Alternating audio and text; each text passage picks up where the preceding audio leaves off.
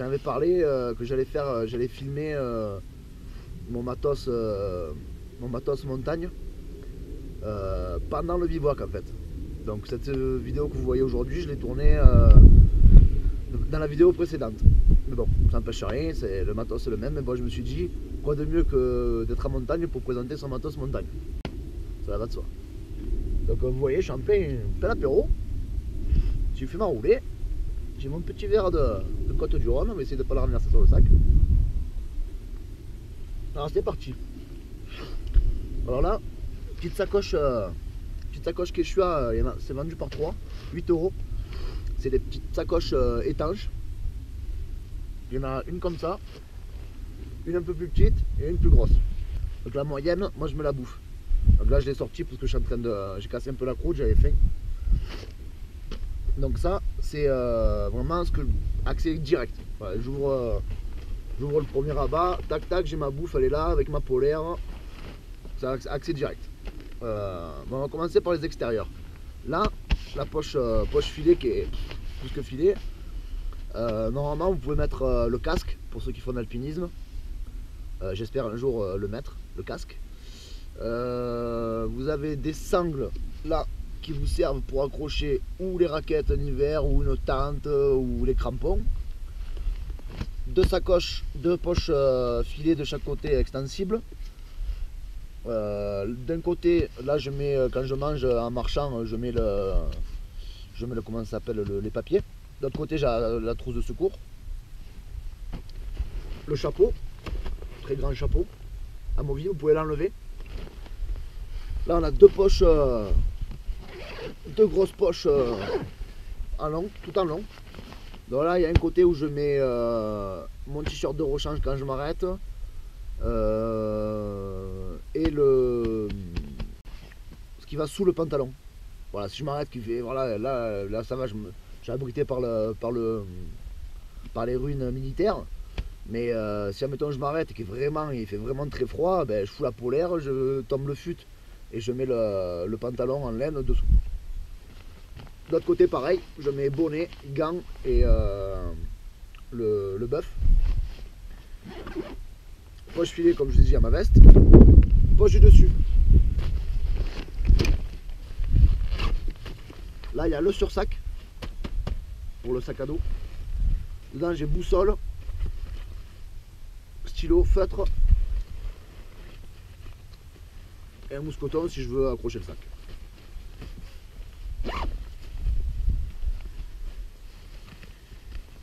Après la grande poche, là j'ai la petite poche étanche. Dedans il y a mes papiers, mes clopes, c'est-à-dire mon tabac roulé, mes filtres, mes feuilles, un paquet de mouchoirs. Ça c'est une petite pochette, vous pouvez les acheter, je l'ai acheté je crois à Auchan ou un truc comme ça. À la base c'est pour foutre les appareils photo. Moi dedans j'ai mis mes cordons et mes deux batteries pour recharger.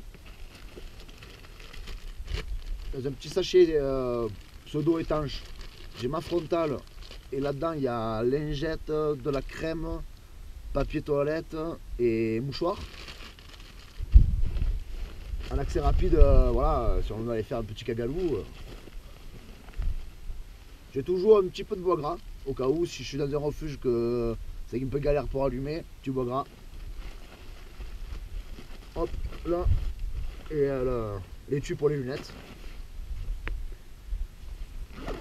Après, on va passer à l'intérieur. Là, deux poches de devant. Pas très grandes. Petit reproche à leur faire. Si vous avez mis beaucoup de trucs, elles sont une galère à refermer. Et moi dedans je mets, je sais même pas ce que je mets. Je sais même pas ce qu'il y a dedans. Là il y a les Isostar, les petits gels énergisants, énergétiques, énergisants, je sais pas comment on dit. Bref, vous m'avez compris. Là, une jumelle, mais thermomètre. On va poser là. Je vous dirai même pas la température. Et après j'ai, qu'est-ce que j'ai foutu? Ah oui, j'ai les coupoles pour la neige, pour les bâtons.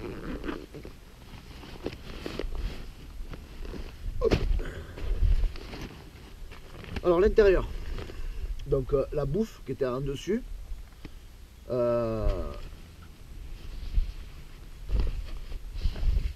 1 litre de flotte, le réchaud Jetboil, à recharge, parce que j'en ai normalement à l'intérieur, mais j'en ai déjà une à l'intérieur, il me reste un fond, il faut que je la termine. La polaire, que je vais pas tarder à mettre, je me pèle les roustons. La tente, je vais vous la montrer.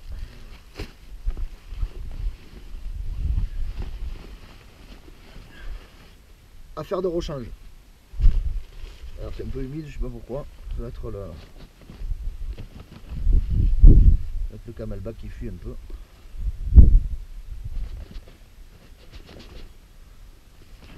Bon, il y a quelques gouttes. Voilà. Et là après il reste que la poche à eau. Et dedans là il n'y a plus rien. Vous avez accès quand même au compartiment du bas par ici. C'est pas comme dans tous les sacs, il n'y a pas de fermeture éclair. Il y a de chaque côté, il y a un passage où si vous avez des trucs plus longs à mettre, ça passe. La poche du bas. Ah, j'ai pas énormément de trucs moi.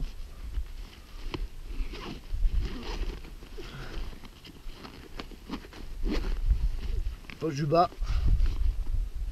Hop. Les crocs pour une fois que on a monté la tente et tout, c'est quand même super agréable d'enlever les chaussures de marche et de foutre ça. Le matelas, couverture de survie. Alors oui, dans la tente j'ai une dans la tente j'ai enroulé avec une couverture de survie réutilisable, un truc de Décathlon là. Bon là il faudrait que je la change parce que ça va faire un an que je l'ai. Et j'ai celle-là en plus au cas où dans la tente si vraiment il fait vraiment froid, j'ai un au cas où. Ça c'est les guêtres. En été je les prends pas du tout. Là voilà, bon là on est le 4 septembre. Là je suis à 2800 mètres. Là il n'y a pas de neige. Mais c'est dans la brume. Demain je monte à 3005. Je sais pas ce qu'il va y avoir là-haut. Allez, un peu de neige, je fous les guêtres, ça évite de redescendre avec le pantalon trempé quoi. Et le duvet. Et le duvet, toujours le même, il est sur la fin, mais il finit la saison.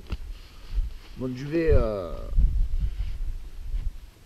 Quechua, mon 0 degré, qui doit avoir, je sais pas de conneries, il doit avoir 8 ans. Il est au bout, hein, et là je peux pas dire qu'il fait encore le taf, parce qu'il fait plus le taf. Il faut le changer. Voilà. Là à 8 ans, il a servi. Voilà. Là au fond j'ai encore un petit sachet comme ça, j'en ai encore un dans ma bouche, je fous les poubelles dedans.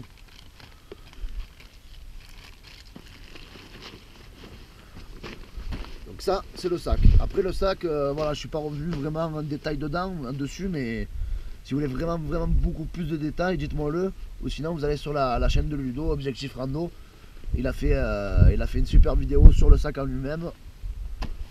Il n'y a pas de souci, vous pouvez aller voir. Non là j'ai plus rien, j'ai fait le tour. C'est bon, ça c'est fait. Alors après, la tente. Alors la tente, pourquoi je la mets là-dedans?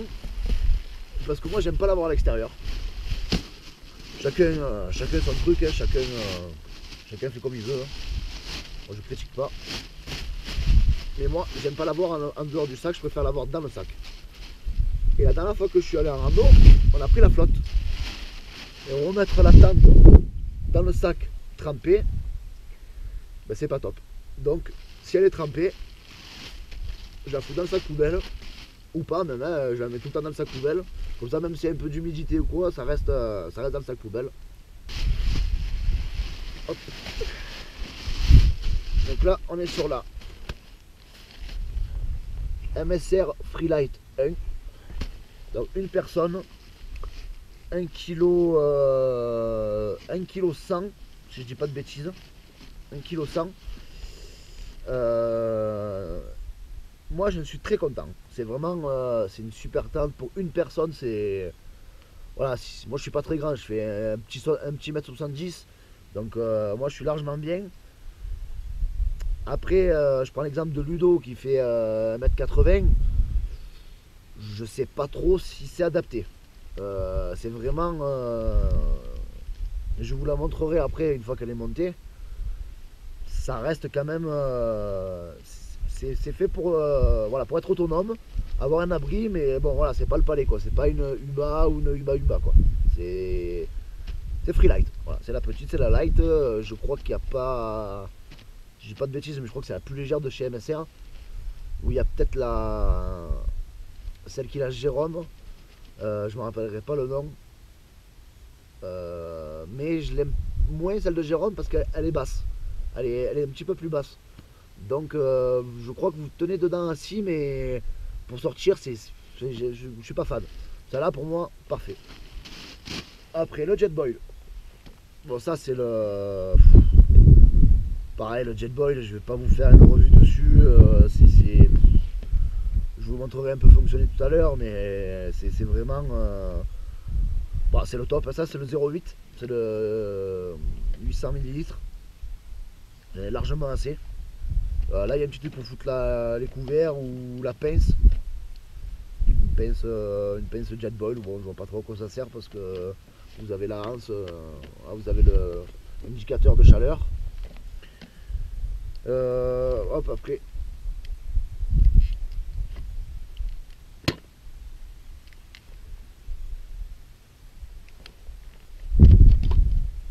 Ouais, c'était...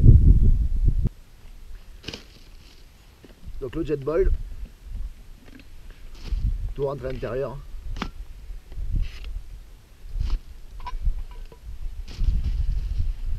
Donc là, voilà, vous faites votre truc, hop, vous foutez la bonbonne.